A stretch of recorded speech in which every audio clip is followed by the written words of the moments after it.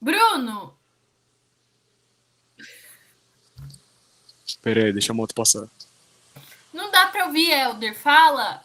Oi, eu tô falando aqui, você tá me escutando? Você tá me ouvindo? Sim, não dá pra ouvir a moto. É, tá bom, então vamos lá, pode ir? Pode. Bom, o nosso trabalho é sobre a região norte. E meu grupo sou eu, a Júlia, o Bruno, a Maria Fernanda e a Maria Eduarda. Bom, para dar início eu vou falar um pouquinho sobre a cultura. A cultura na região norte é marcada pelo folclore, com grandes danças. Eu errei, foi mal. Bruno, não para de gravar.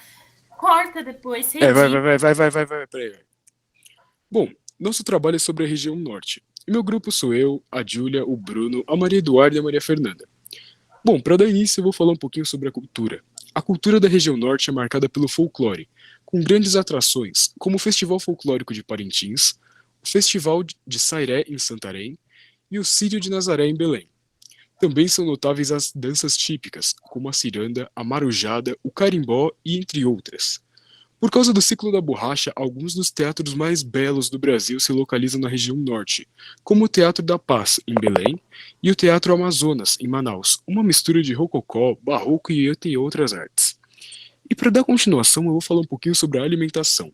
Na culinária é notável a influência indígena, que destaca-se iguarias como o pato no tucupi, o tacacá, a maniçoba, uma grande variedade de peixes amazônicos, como o pirarucu, e um enorme cardápio de frutas, como o açaí, o pupunha, o abil, o ingá, o cupuaçu e entre outras muitas frutas. Bom, eu vou falar um pouco sobre a música da região norte. Os principais ritmos do norte são o carimbó, o calypso e a marujada.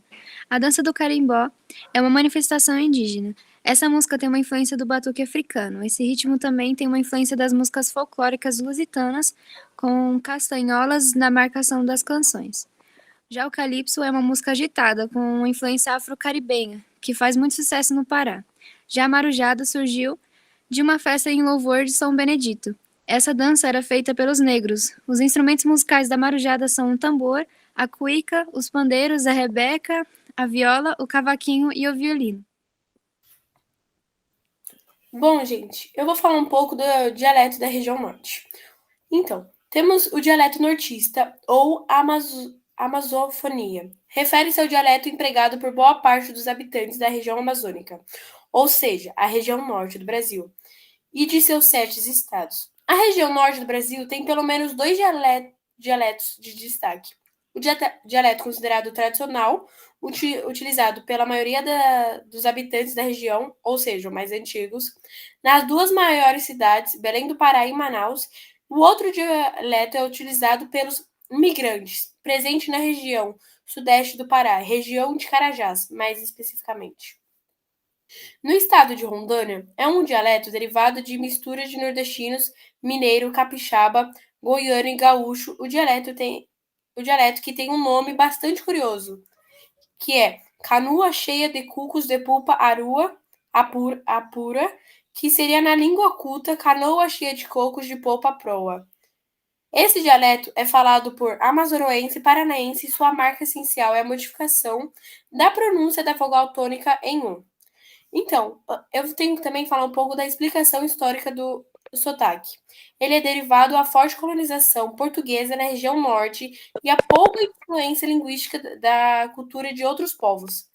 Esse sotaque é empregado em quase toda a região amazônica, lembrando, não é sotaque tão bem definido como os outros, justamente por sua peculiaridade de formação, além de ter um marcante uso do S, como o sotaque paulista e outras peculiaridades. O costume da região norte do Brasil é composta pelo conjunto de tradições culturais, de costumes e de manifestações artísticas de sua população. Essas expressões apresentam grande influência dos povos indígenas que vivem ainda nessa religião, além de conter elementos introduzidos pelos imigrantes. Além de conter elementos introduzidos pelos imigrantes vindo de outros países e de outros estados brasileiros, as festividades populares são algumas das principais manifestações de costumes da região norte. Os elementos da fauna e da flora locais que entregam um dos biomas mais biodiversos do mundo e são muito presentes no costume da região norte, por meio das lendas folclóricas, do artesanato ou da culinária, conferindo uma enorme diversidade cultural da região. Bom, as curiosidades da região norte. Eu vou falar um pouquinho sobre. A região norte tem aproximadamente 3.869.637,9 quilômetros de área. Ela também tem a maior rede hidrográfica do mundo, composta pela bacia amazônica. A floresta amazônica, por si só, também tem a mais rica biodiversidade do mundo. E as festas mais populares, mais famosas do norte são o Círio de Nazaré e o Festival de Paratins. A Serra também dos Carajás é uma das maiores jazidas minerais do mundo. A ilha do Bananal é a maior ilha fluvial do mundo.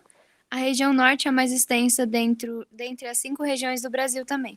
E os dos maiores estados do Brasil estão no norte, Amazonas e Pará. Também tem escritores renomados que nasceram na região do norte, que são como José Veríssimo, Inglês de Souza, Dalcídio Jurandir, Antônio Tavernar e Benedicto Monteiro. Bom, eu agora vou falar um pouco sobre a educação na região norte. O norte do Brasil registrou o pior desempenho de frequência escolar nos 2 primeiros anos da pandemia da Covid-19. Dos 7 estados localizados na região, 5 deles ocupam as piores posições do país, segundo o estudo Retorno para a Escola, Jornada e Pandemia, divulgado pela FGV. O levantamento aponta que Roraima 12,1%, Rondônia 8,87%, Amazonas 7,96% e Acre 7,46% aparecem no fim da tabela dos indicadores educacionais. O Amapá, com mais de 14,% das crianças longe das salas de aula, é o último colocado. Mais do que isso, os colégios da região também têm o menor tempo de aula em hora útil. Enquanto lugares como Brasília contabilizam 3 horas por dia, o Acre, por exemplo, não chega nem a 1h30. O economista da FGV, ele explica que a situação se explica, dentre outros motivos, pelo difícil acesso dos alunos ao ensino remoto e também pelo ensino presencial.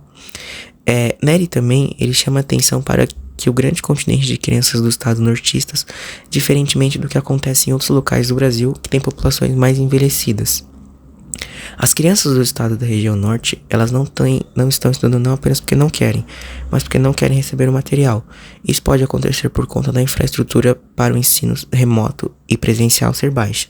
No Pará, as distâncias são muito grandes. A região norte tem um agravante que é a quantidade de crianças e por isso deveria estar investindo mais em educação do que outras áreas do país, destaca o pesquisador. Nós temos a predominante, que é o catolicismo, e ela é devido à influência histórica dos colonizadores portugueses. Os festivais religiosos, como o Círio de Nazaré em Belém, atraem milhares de fiéis de todo o país. Os católicos, na região, também têm uma forte devoção a santos e virgens, e suas festas religiosas são marcadas por procissões coloridas e rituais tradicionais. Depois nós temos a Umbanda e o Candomblé, que são religiões, né, de afro-brasileiras, e elas têm segmento na região que tem mais centros urbanos. E elas têm raízes africanas ocidental, e elas envolvem a adoração de orixás, que são divindades, né, associadas a elemento da natureza. Os rituais, muitas vezes, eles incluem danças, músicas e oferendas aos orixás. Logo depois, nós temos a religião indígena, né, que a população indígena, né, da Amazônia, ela mantém as suas próprias crenças espirituais e essas práticas religiosas, né. Muitos acreditam em espíritos da natureza e eles têm cerimônias que envolvem danças, cantos, uso de plantas sagradas também, que também eles usam como na medicina, e também e uma dessas plantas é o ayahuasca. E cada grupo étnico da indígena, ela tem a sua própria tradições religiosas. E aqui nós temos uma cerimônia dos xamânicas. E por fim, nós temos o espiritismo, né, que é uma crença que envolve comunicação entre os espíritos e muitas vezes através de médiuns. E eles têm seguidores mais no centro, né, do urbano, e onde as pessoas elas têm suas sessões em centros espíritas e têm uma comunicação espiritual. e eles também acreditam na reencarnação. Então, esse foi o nosso trabalho sobre a região norte e espero que vocês tenham gostado.